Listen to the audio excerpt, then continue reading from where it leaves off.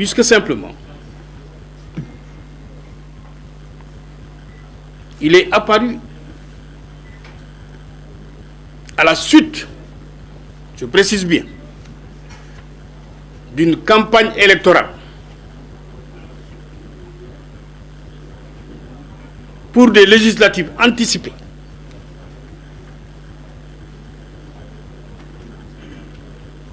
que, au détour d'une tournée, que le président de PASTEF, M. Ousmane Sonko, dit clairement, arrivé à Agnam, que c'est la dernière campagne électorale à laquelle assistera M. Mohamed Ngom Di Farba.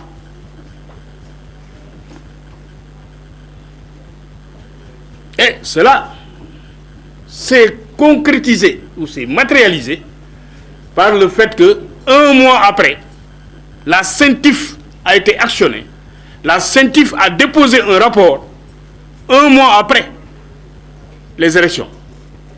Un rapport daté du 24 décembre 2024, dans lequel on a tenté de retracer de 2019 à 2024 toutes les opérations financières qui ont existé entre M. Mohamed Ngom Di Farba, M. Seydou Sarr Di Taïrou et le Trésor public sénégalais.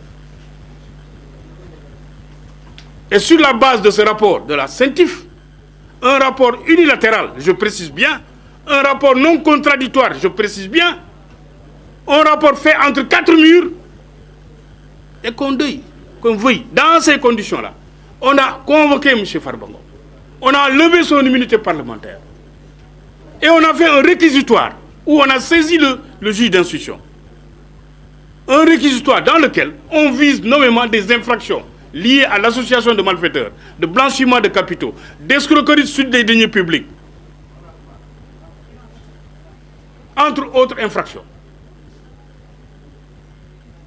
Il est inculpé sur cette base, sans pour autant savoir les faits qu'on lui reproche. Parce que simplement le rapport de la CENTIF n'est pas un rapport accusatoire. C'est à la limite une information, un renseignement. Mais on l'a pris, on en a fait un PV d'enquête préliminaire. Et sur cette base, on a inculpé et placé sous mandat de dépôt M. Farba Ngom. Et même le jour où on le plaçait sous mandat de dépôt pour escroquerie portant sur des deniers publics à hauteur de 31 milliards, M. Farba Ngom est venu avec ses avocats. Il a offert de consigner, de cautionner des titres. Mais le juge d'instruction les a rejetés.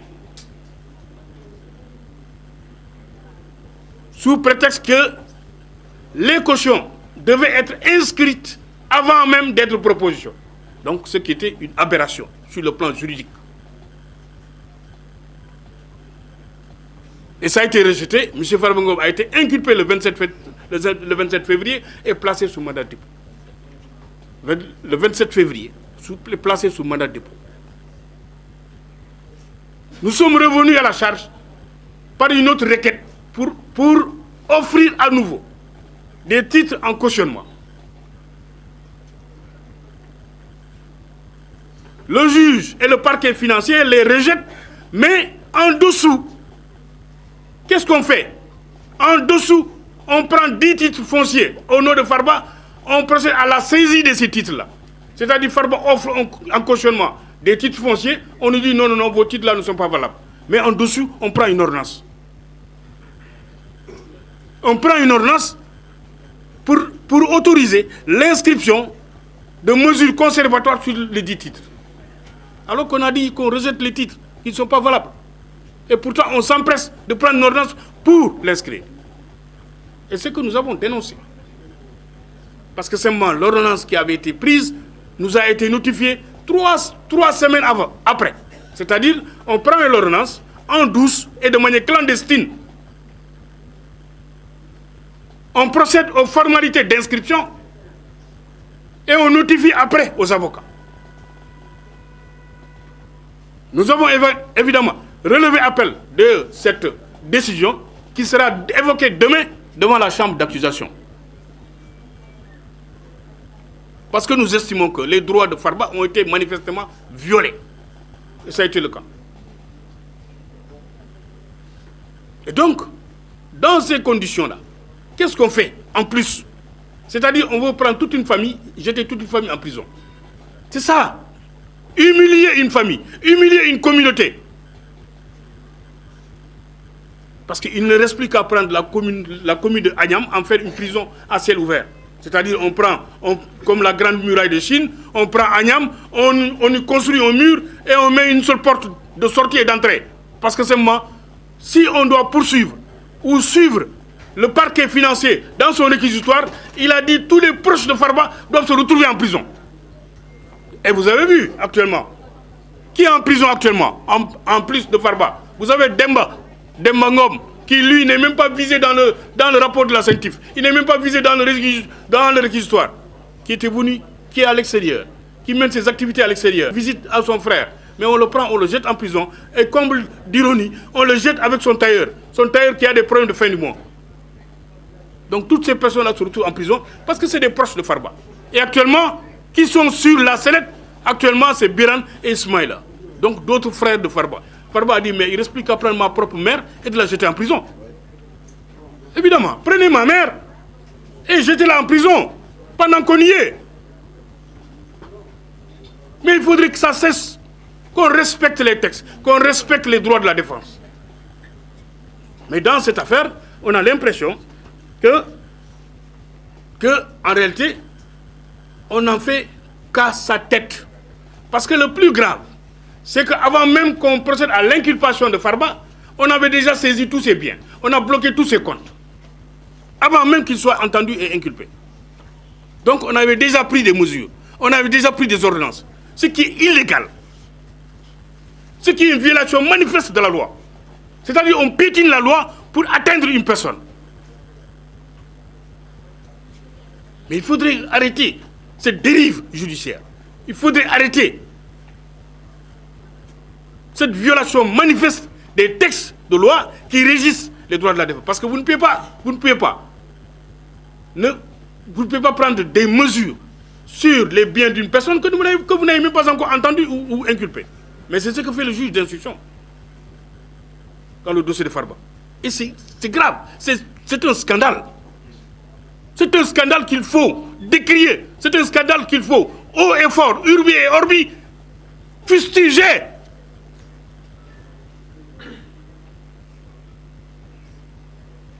Parce que trop, c'est trop. Nous sommes ici, nous sommes des avocats. Moi, je ne suis pas un politicien. Je n'ai jamais milité dans un parti politique au Sénégal. Jamais. Ni sympathisant, ni militant. Mais mon seul parti politique, c'est le droit. Je suis un avocat, je défends une personne. Quelle que soit la couleur politique de la personne, ça ne me regarde pas. Moi, ce qui me regarde, c'est les textes qui régissent. Les textes de loi qui régissent le cas.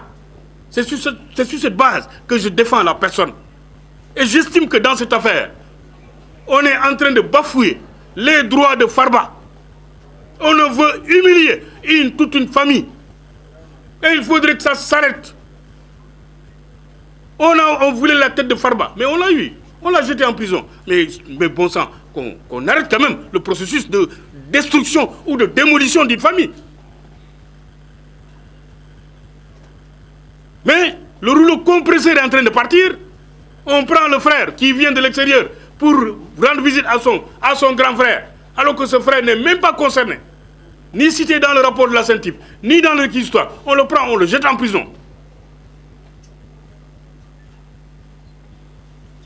On fait appel à d'autres qui, eux, doivent passer le 19 mai. Ils vont se retrouver en prison. Et après quoi? La semaine suivante, ça va être les enfants de Farba. Ça va être sa femme ou ses femmes. Ça va être qui? Sa maman ou ses oncles. Ça va être qui? Etc. On veut décimer toute une famille. Au nom de quoi? Mais non, il faut que ça s'arrête quand même. Trop, c'est trop. C'est pourquoi nous avons estimé nécessaire de le crier haut et fort que dans cette affaire, où Farba Ngom n'a pas été entendu jusqu'à présent. On le jette en prison, on l'inculpe, on le place sous mandat de dépôt et on ne l'entend pas.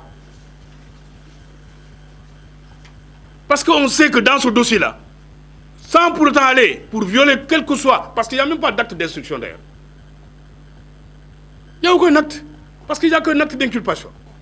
Le juge a inculpé et a placé sous mandat de dépôt, c'est tout. Et tout le reste, c'est des ordonnances qu'il prend.